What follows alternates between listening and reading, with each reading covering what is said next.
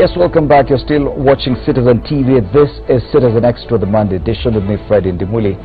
In the past 2 hours, we've been discussing issues to do with the IEBC, matters of perception, messaging, and the accusations against the electoral agency. Now we want to take a look at what's happening elsewhere, and this has to do with the guidelines with regards to the use of social media for political messaging. Of course, social media currently is awash with very many political messages, some bordering on hate speech, others bordering on incitement. How do we handle this? The National Cohesion and Integration Commission has actually come out and developed some guidelines together with the Communications Authority of Kenya. I do have a copy of that, and on social media, because it is a huge document, a 12-page document, it handles also issues of bulk messaging by political parties. We discussed this sometime last week with regard to the fact that now no political party is allowed to send out political messaging on SMS using vernacular. It has to either be in Swahili or English. What does that mean? Is it an infringement on the freedom of expression or freedom of the media? Now, social media as well, quite a number of proposals here, but one very interesting one is that publishers of political content who are unsure whether their content is inflammatory or not will have to liaise with the NCIC before publishing the content. This means that you send the content you want to publish to the NCIC for review. Then NCIC shall respond to the publisher within 24 hours. Then you can go ahead and post it. Now, in studio, I'm joined by Bwana Charles Kipkulei, Raphael Obonyo, and Ephraim Kenyanito. Yes, karibu sana. Good morning, gentlemen, and welcome. On this particular issue of social media, of course, I'm sure you share in some of these concerns. When Charles Kipkulei, are there messages you think, are we going overboard in social media when it comes to discussing these issues? What is wrong with the Kenyan social media user? Because we do not seem to be able to regulate ourselves when it comes to discussing politics. Any other thing, friendship and the rest, we're okay. But when it comes to politics, immediately it's hate speech or we go tribal. What do you think is the problem, Charles? Yeah, thank you very much, Fred. I think this is a very critical issue that's coming to Kenya, and it is good that we are discussing this. And my view about the whole aspect of social media, the messaging, especially bordering on politics. First of all, Kenyans veered off the precipice a long time ago in terms of social media messaging. I see, even within my networks, messages bordering on pure hate, because the challenge is that somebody sits with the comfort of being a virtual entity, and he sits there from a desk in the comfort of wherever you are, and you post a message and it goes on and it inflames mood, everything, and it just turns people against each other. But the challenge has been that operation within the sense of security that you are not able to be regulated by the law. So it is good that now the NCIC and even the Communication Authority has come out to do regulations that will speak to these concerns. Yes. So I think it is timely, maybe a bit too late, but it is timely because we are heading into a very critical time, and we remember the influence of social media, especially even in the 2007 elections, and we really hope that this time around we are able to get a proper regulating framework that will ensure that we keep it civil as Kenyans in this election. Raphael Obonyo, do you think that this is another case where we are trying to regulate, to over-regulate ourselves, that probably social media is one of those spaces that we should just leave to people to decide what they want to do with their own social media pages? Thank you so much, and thank you for hosting me. I mean, social media is becoming extremely powerful in terms of communication, but most importantly in terms of serving various political interests. And we see use of social media spike. I mean, especially interest in politics, especially on social media, spikes during elections, and it can be a tool for good or for worse. We've seen people spread hate messages, messages that are disruptive and cause a lot of tension. But as to whether we can use regulations to deal with that, I think we should just look at other sort of countries. It has been tried in other countries, but in most cases it hasn't worked very well, because if we say we want to regulate social media, I don't think we can. We already have enough laws in place, and so introducing new regulations might not serve the purpose. In fact, it is going to contravene Article 33 and Article 35 of the Constitution on freedom of expression and freedom of media.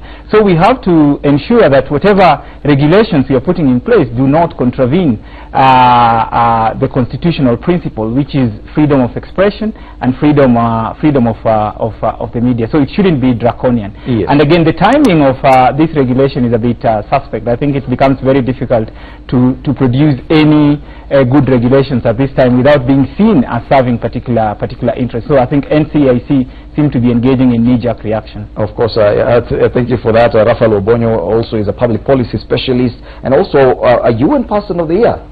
It is a privilege to have you, sir, on the panel this morning. Let's bring in Bwana Ephraim Kenyanito from Article 19 as well, which fights for the freedom of the public. An issue like this, as Bwana Raphael Obonyo has put it, could be open for litigation. When you try to actually regulate how people communicate on social media, you've waited until this late into the electioneering period. Now you want to tell people how not to communicate or how to do it on social media. Don't you think that this could have a negative effect? Thank you very much. Thank you for hosting me. As you can see, these regulations they're without proper consultation. As you can see, some of the language respectful. Respectful is not a legal standard. So talking about the jurisdiction, the Kenya Information and Communication Act under Section 23, 24, 25, 26, 27 kind of sets out the intentions of the Communications Authority, the establishment. So within this purview, Justice Mumbi Ngugi has talked about this before, whereby she says telecommunication licensee is someone who's licensed by the Communications Authority. So these regulations go beyond the intention of the Act, go beyond the Constitution, because these regulations cannot be used to regulate individual users. That's the first point, the jurisdiction of the Communications Authority. This is outside the purview of the Communications Authority, dealing with individuals. Second, apart from that, the issue you talked about, local language, that's something which is unconstitutional because it violates the rights of people to cultural and linguistic diversity. Thank you. Don't you think that probably, yes, NCIC and the Communications Authority could have gone overboard by trying to regulate this? Is that what you're saying? This is outside the purview of the Communications Authority. If you look at the Geoffrey and Derek case, Justice Mumbi Ngugi talks about, in one of the paragraphs, talks about the intention of the coming up of the Communications Authority. And in that case, you find the justice argues that and reasons that the telecommunications licensee is someone who's licensed to operate a telecommunications service. So there is no contract in which an individual gets in with the Communications Authority in this country. Okay. Now we live in an era of the social media actually leading most of what we do on a day-to-day. Coming back to you, Bwana Charles Kipkulei, some of these guidelines on social media use and social media content, especially when it comes to politics, they do actually make sense. Like one, if I could read, it shall be the responsibility of the administrator of the social media platform to moderate and control the content and discussions generated on their platform. Don't you think that, yes, just by having this regulation documented somewhere, that yes, administrators of Facebook pages, which some of them get very excited in some of their political discussions, that yes, it should be up to someone, and that the buck stops here. Don't you think that this is one of those things that should have actually come much earlier? Well, I think that is, I want to say that specific provision is really outrageous, because how do you then go and implement that? There are over 2 billion Facebook users across the world. And I know with over 70% penetration of smartphone usage in Kenya, then we are talking about a population that is in the millions in Kenya using active on social media. So how do you specifically go and implement this rule across all of these pages and actually get an effective outcome out of it? So probably if the NCIC was to get serious than the Communication Authority, then probably they'll even need then cooperation with the actual owners of these platforms like Facebook, the company itself, and even WhatsApp, so that they are able to have a system of control, because, for example, there is a level of control when you're posting pornographic images and everything on Facebook that is brought down after some point. Yes. So I think unless the same model should be brought here, so that if you want to regulate to the extent of even administrators of groups, then you must involve the actual owners of these platforms, because they are the ones who have the final say in terms of acting and deleting, removing, or even putting restrictions to these people. But coming back to the overall issue of these regulations, I think I want to agree with my panelists that in as much as we want to have control over this, the approach of regulation may not be the best one. I would have preferred rather that we go for a strategy like advocacy, continuous advocacy for national cohesion in our country, so that we become self-regulating in terms of, when you see something that is wrong, we point it out and we tell Kenyans that, hey, we don't want to go there. You remember in 2013 and even in the referendum of 2010, coming after the election of 2007 that was violent, Kenyans across the divide, even from the media houses, and it went down to the grassroots level, became ambassadors of peace, and they started taking messages across, for example, to Sidlid, Njewalid, and such messages. These messages went down to Kenyans, and Kenyans collectively realized that we have a reference point, which is 2007, and we don't want to go there.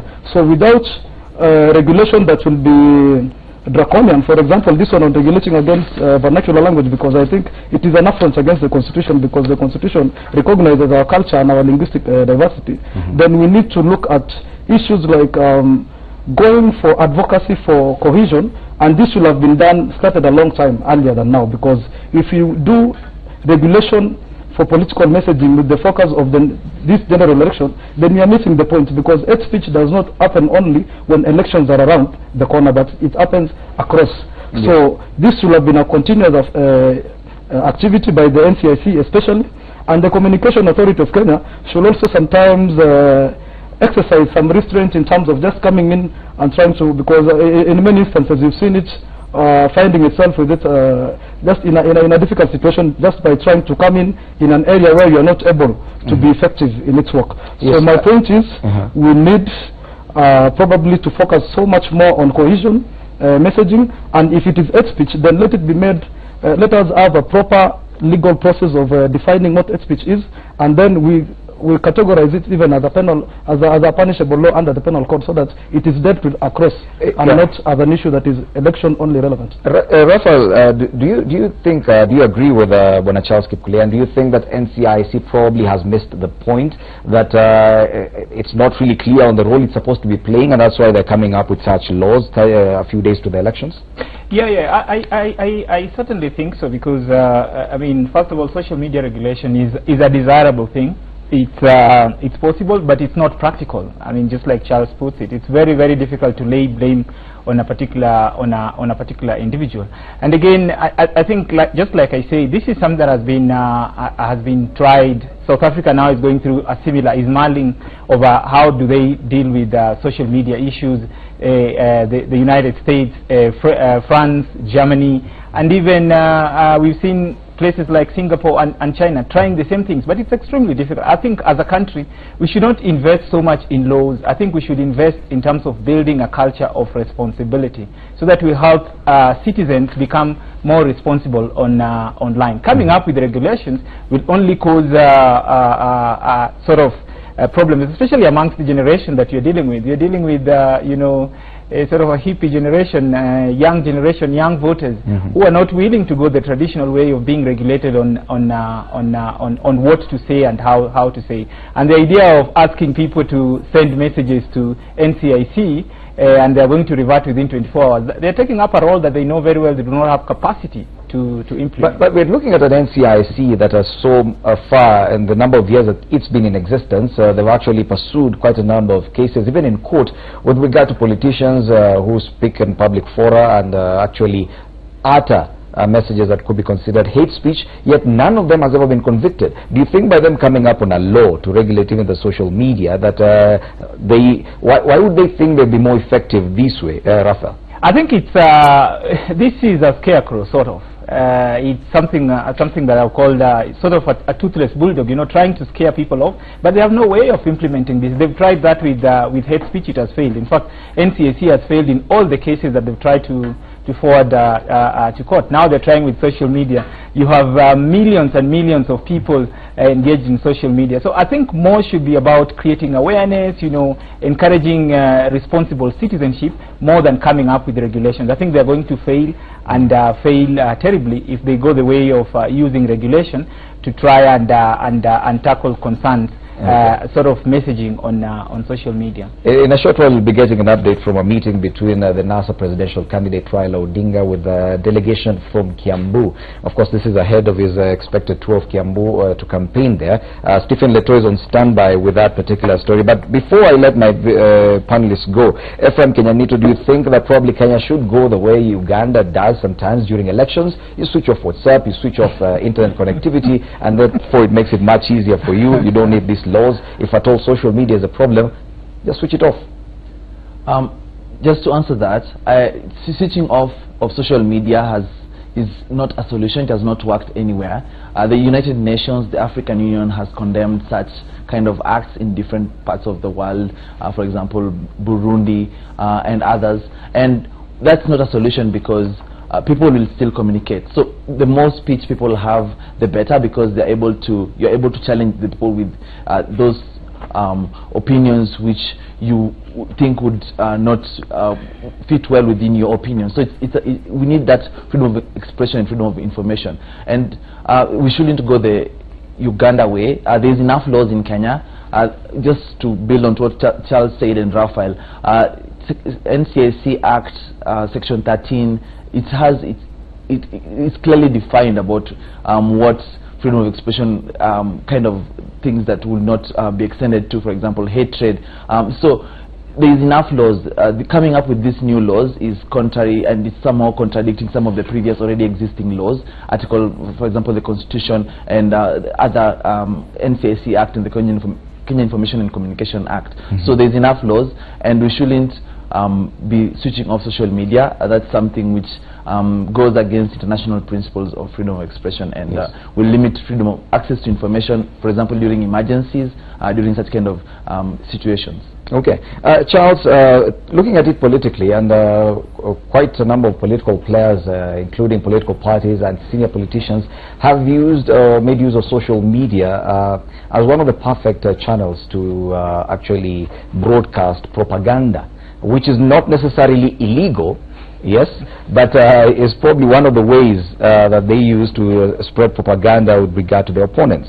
Now, there's some regulations here as part of the ones proposed by the NCIC and the CA. One, that political content authors shall disclose any content published as a result of special requests, personal interest and affiliation, so that the public is aware of and is not unfairly influenced by the content thereof.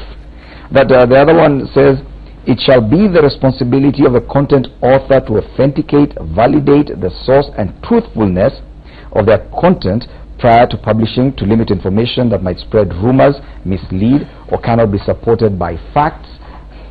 Do you think that this can actually work? Yet we know propaganda is one of the ways that people use to campaign. That everything you say on social media has to be the truth, the whole truth, and nothing but. Fred, let me tell you, you see, one thing I know that I can forecast that shall happen: someone shall run to court as soon as possible, challenge these regulations, and most likely they shall be declared unconstitutional based on some key issues that you've already raised. But critically, we also want to look at the when you think about these politicians, most of them sit in parliament, and the procedure, especially when regulations are passed, they need to go through parliament, the committee for delegated legislation, just for them to look at it and probably put in the input so that it comes out with the input of the people through parliament. So if that was the way that should have been pursued, parliament would have basically just done amendments to the entire regulations to the extent that it fits them. So it is difficult to regulate, especially we are facing a difficulty in regulating against even normal Kenyans, just the ordinary Kenyan. So how much more difficult shall it be to regulate against a politician who are so much influence in our country, to the extent that they are even the ones who influence litigation. So as I said earlier, the one thing that I see that may come out the most likely scenario out of this is challenging of these regulations in court for them to be declared unconstitutional. And still going back to the NCIC, I think the issue of timing is really an issue. If they had come up with these regulations early enough, we would not have tied it to the election. Therefore, the stakes will not have been too high to the extent that we feel we are trying to prevent them from getting their message out, mobilizing for votes and everything. Because at the end of the day, propaganda is a strategy tool in political strategy. That is what people use. So long as it does not border on hate speech or something that is really that may cause unrest or mayhem, it is basically not illegal, as you said. So I do not see it being effective. And for this year, NCIC, they are behaving like what one philosopher said, a gladiator who's formulating this plan while already in the arena. It is too late for them. So I think on the NCIC, the issue is timing. But for the political class, so little shall be done because they will too much influence. And Kenya being a highly litigious country, the obvious other consequence is it being challenged in court and then becoming redundant. Oh, thank you, Charles Kipkulei, Raphael Obonyo, and Ephraim Kenyanito for that brief but very informative session with regard to this new regulations on use of social media for political messaging. We want to continue this particular discussion, and we'll take a briefer so that we can bring in someone from the NCIC as well as an advocate for peace to continue with this particular discussion. Let's now link up with Stephen Leto, who's following up this meeting where NASA presidential candidate Raila Odinga is currently meeting a delegation from Kiambu ahead of his planned tour of that area. Very good morning to you, Stephen. I can see it's looking bright wherever you are. Has the meeting happened, and if at all, who do we expect to see there? Well, thank you, Freddie, there in studio. We are at the Okoa Kenya offices here in Lavington, Nairobi, where the NASA presidential candidate Raila Odinga is currently meeting with delegates from Kiambu County. As we speak now, the meeting is ongoing, but it's a closed-door session, just trying to put some strategies in place ahead of their week-long tour. But this particular meeting comes with the preparations for the tour of Kiambu County tomorrow. Remember, the National Super Alliance expected to tour the Kiambu County, that is President Uhuru Kenyatta's home turf, and that is where the National Super Alliance will be taking their hunt for votes from tomorrow morning at 10 a.m. until for the entire day. We understand that they are, of course, trying to boost their influence or their number of votes that they got in 2013 in that particular county of Kiambu. Remember, the Coalition for Reforms and Democracy, now NASA, performed about getting about slightly above 50,000 votes in the entire Kiambu County, and that number is what the National Super Alliance is intending to boost to their favor. I mean, just trying to have that number high in terms of getting the 50+1 across all the 47 counties. And so yesterday they released a detailed itinerary for the opposition. For instance, they say tomorrow they will be in Kiambu, and on Wednesday they will be in Kericho. But before going to Kericho, early morning they will be in places in Sotik constituency, that is still in Bomet, where they were they were on Saturday, and that they will be having a rally at Ndanai, and then proceeding to Kericho, where they will be having a rally there. And of course from there they will be shifting their gears to Kitui, that is Kalonzo Musyoka's home turf, and that is where they will then of course rally their supporters behind them. And then on Friday they will be in Nairobi. They are scheduled to have prayers in Uhuru Park in the morning, and later on in the afternoon hold a political rally in the afternoon at the Kamukunji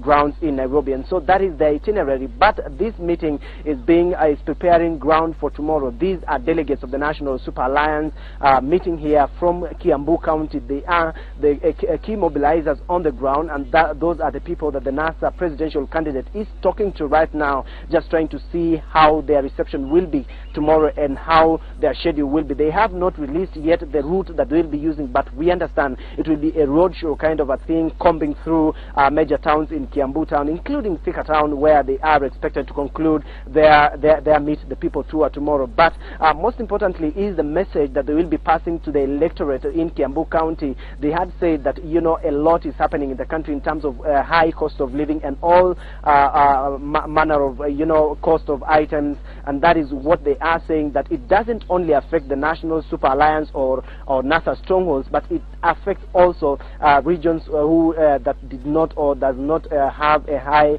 or support for the National Super Alliance. And so that is the message. And of course, their manifesto, they are going to spell out to the people of Kiambu County to tell them what their manifesto has for the people of the central region. Remember, the tour of Kiambu is a sneak preview of what they are intending to do in the entire central region. They are also planning to tour areas like Kirinyaga, Nyeri, as well as Muranga. They have already done the Mount Kenya East region, that is Tharaka Nithi and Meru, where they held their rallies 3 weeks ago. And so that is the NASA itinerary, so it were. But as and when they conclude this particular meeting with the delegates from Kiambu, we will be able to see to hear what the NASA presidential candidate has for today. But remember, they have already raised issues on the voter register that has been released, the cleaned up register that has been released by the Independent Electoral and Boundaries Commission, saying that the voters, the perceived dead voters that were being highlighted by the KPMG report have not been expunged from the list of voters altogether. And that is what they're saying, that they could be the Electoral Commission could be being influenced and not to really do a thorough job. And so they are saying that that particular audit, that particular IEBC register is not credible to be used in the August 8 polls. Remember, yesterday, Amani National Congress leader Musalia Mudavadi, while in Rongai, demanded that the opposition says that they want that particular audit be done and clustered to all the 47 counties, because they cited areas like Embu, whereby Mudavadi was saying that adding all the constituencies, you do not get the correct figures that has been put down there. And so that is with the cleanup that the National Super Alliance intends the IEBC to do ahead of the August 8 polls. For now, Freddie, we are waiting to see what the National Super Alliance principal will be saying here at the Okoa Kenya offices. For now, I hand you to studio. Freddie. Thank you, Stephen. Stephen Leto there live from the Okoa Kenya Secretariat here in Nairobi, where NASA presidential candidate Raila Odinga is currently meeting a delegation from Kiambu, which he will be touring. County, Kiambu County, the NASA brigade will be heading there tomorrow for their campaigns. We'll now take a short break. We'll be back to finalize the discussion about the new guidelines on dissemination of undesirable political SMS and social media messages. That after the break.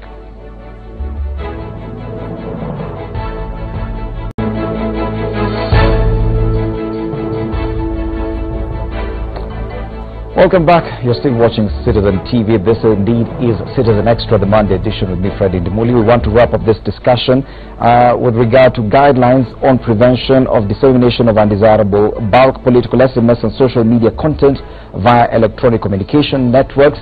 These guidelines have been developed by the NCIC jointly with the Communications Authority. Now, for this particular discussion, we're joined in studio by Chalo Mwengi, Assistant Director Complaints and Legal Affairs at the NCIC.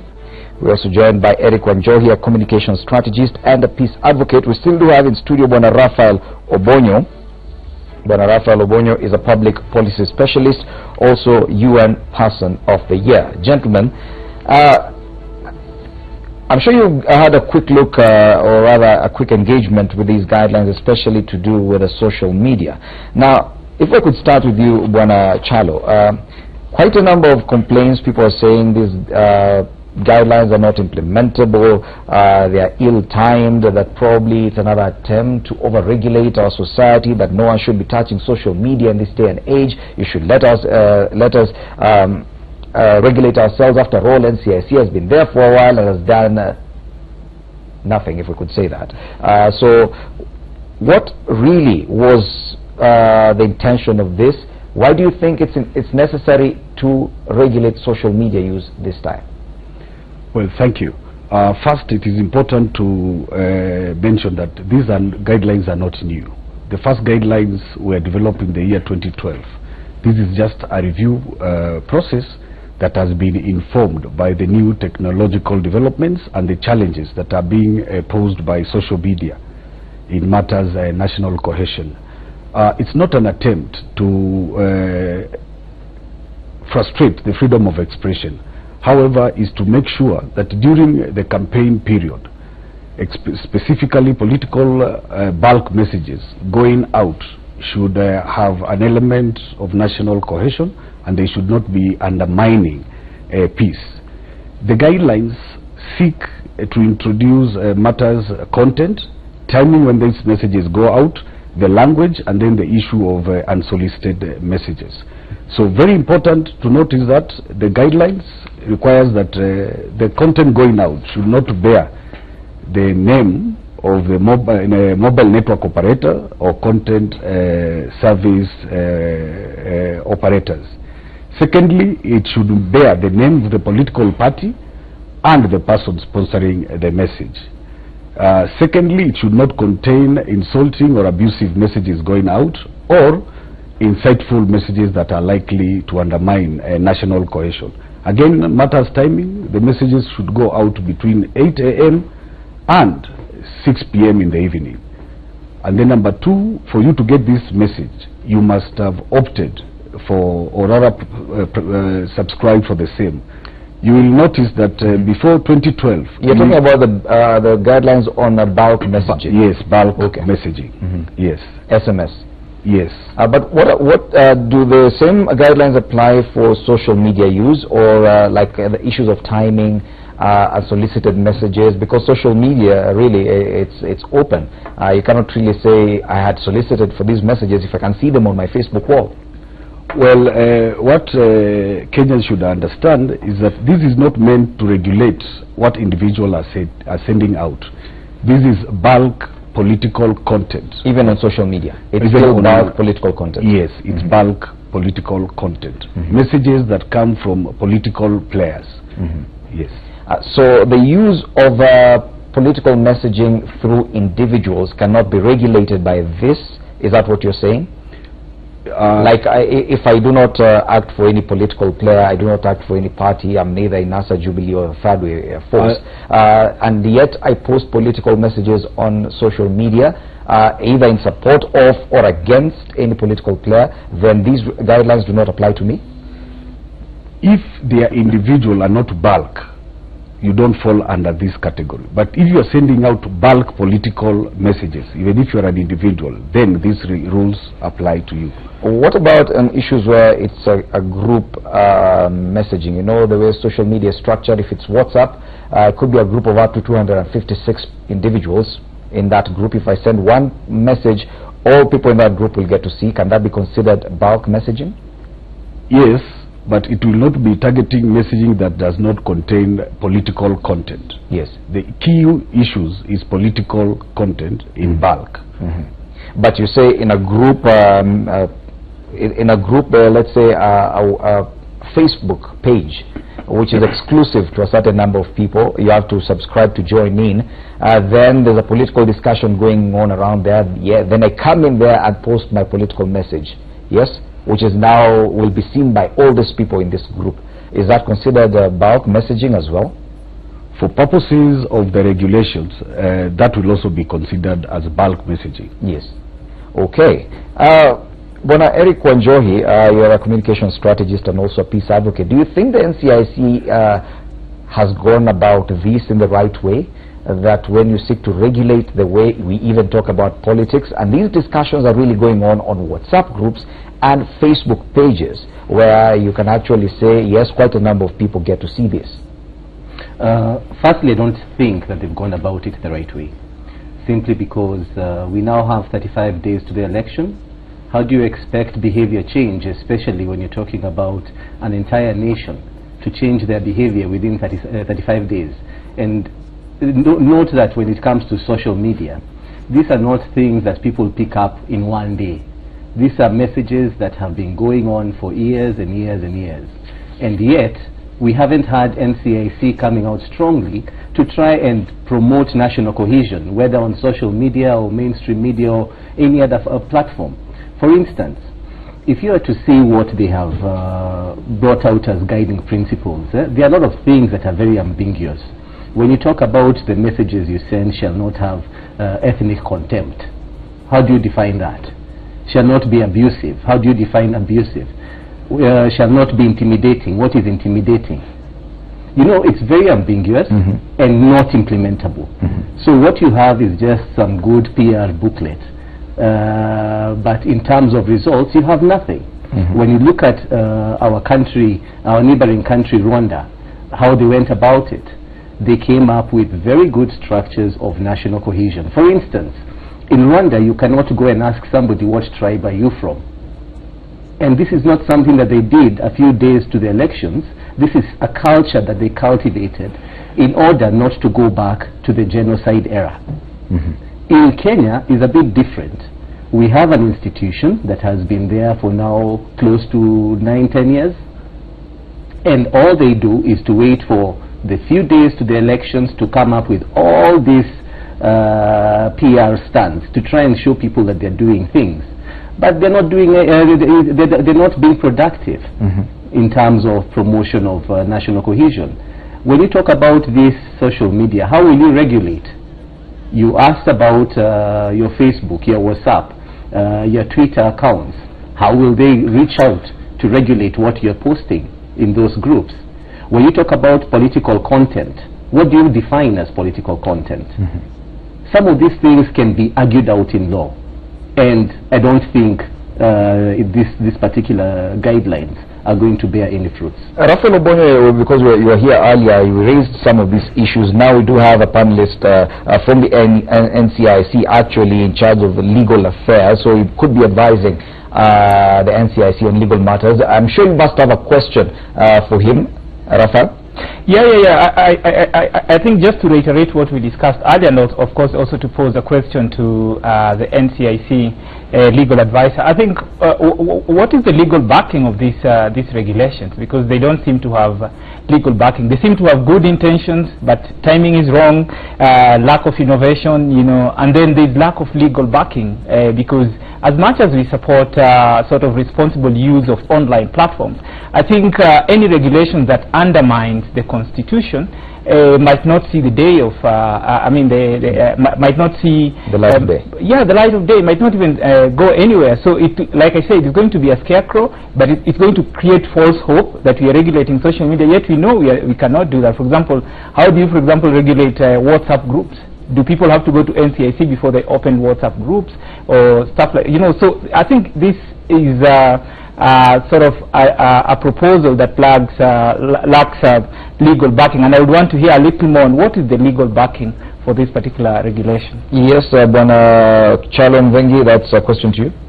Well, I'll address some of the comments first before the questions directly. First, I want to confirm that these regulations are not new. They've not been introduced 35 days or 40 days to elections. They have been in existence since 2012. What is happening is the review of the same, as I had indicated earlier, to make sure that the gaps that have been created by the new technological developments have been addressed. Number two, it's not a public exercise. It's meant to control bulk political messages. What individuals do out there is not our concern, as long as you don't violate the law. But where you want to send out bulk political messages that might have content that is undesirable, then we come in as the regulators. Number two, these guidelines have been developed in partnership with the Communication Authority, NCIC, mobile network operators, and content service providers. So it's not something that is being done by NCIC alone. It is being done by all the actors within the sector. In terms of mandate, we all appreciate that Communication Authority of Kenya have the mandate to regulate and also license mobile network operators. So it is within their mandate to develop regulations that will ensure that the mobile network and content service providers operate within the confines of the law. And we undertake our work with the respect of the freedom of expression as guaranteed in Article 33 of our laws. Okay. Unfortunately, we have to end this conversation here, gentlemen. We do understand we need to take up this press briefing. We do understand NASA presidential candidate Raila Odinga is currently addressing the media after meeting delegates from Kiambu. But before we switch there, I'd like to thank my panelists, Chalon Vengi, Complaints and Legal Affairs Director, NCIC, Eric Wanjori, Communication Strategist and Peace Advocate, and also Raphael Obonyo, Public Policy Specialist, and also as well as the UN person of the year. Thank you so much for helping us. I'm sure this is one conversation that has to continue, and we'll make sure that it continues, and probably we'll have the same panelists back here again to continue this discussion. My name is Fred Ndimuli. Let's link up with our reporter on the other side. Good afternoon.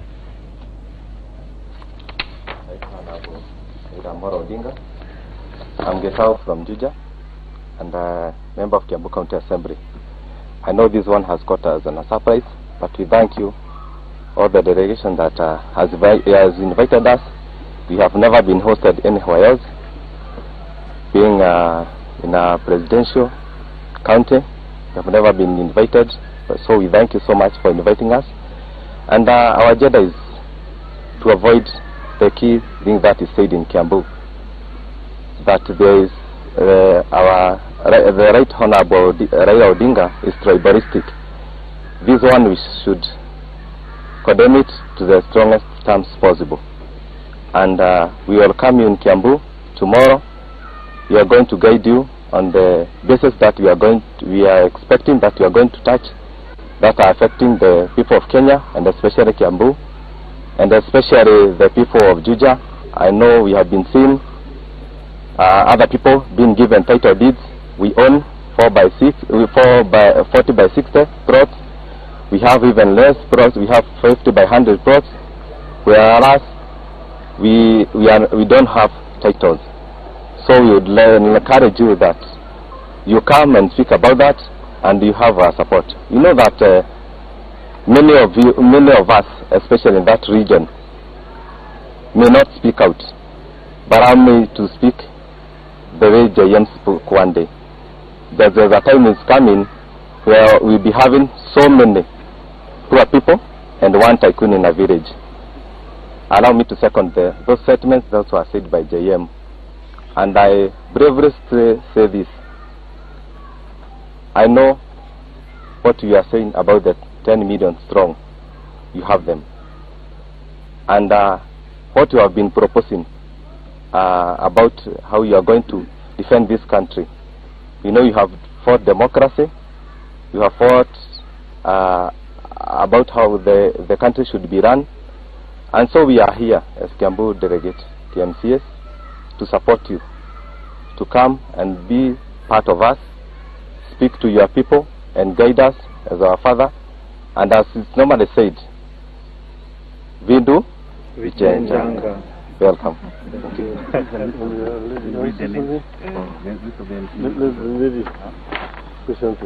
Hamjambo. Langu ni kushukuru kwa maana tulingoja hii siku kama watu wa Kiambu. Na kuna msemo Moha upenda kusema, tembea na muuza marashi unukie marashi. Baba, tunakukaribisha Kiambu na tunakungoja. Asante. Okay. Kwa majina. Okay. Kwa majina naitwa Mary Narino Muigai, MCA aspirant, Limuru Central Ward, ODM ticket. Good afternoon, gentlemen. My name is Mike. I'm the coordinator of Central Kenya for NASA. And I just wanted to tell you the people who have been elected today to NASA, sitting MCAs who are here with us. We have Mr. Gofre Kishohe, Dongo, Kikuyu, Karai Ward, Samuel Nganga, Ratondo North, Eric Mbogwa, Kiambaa, Evanson Kinovia, Kikuyu, George Gitao, Roiro, Mwangi, Mwangi Hospital Ward, Harrison Jenga, Sigona, Peter Kiarie, Mushava, Joe Washeri, Gevi, Kalimoni, Emily Wanjiro, Waitere, Thika Township, Lydia Nyakeo, Githurai, Q, and James Kiongo, Larry. Maybe they could come here and be given the karibishwa kabisa. Karibuni.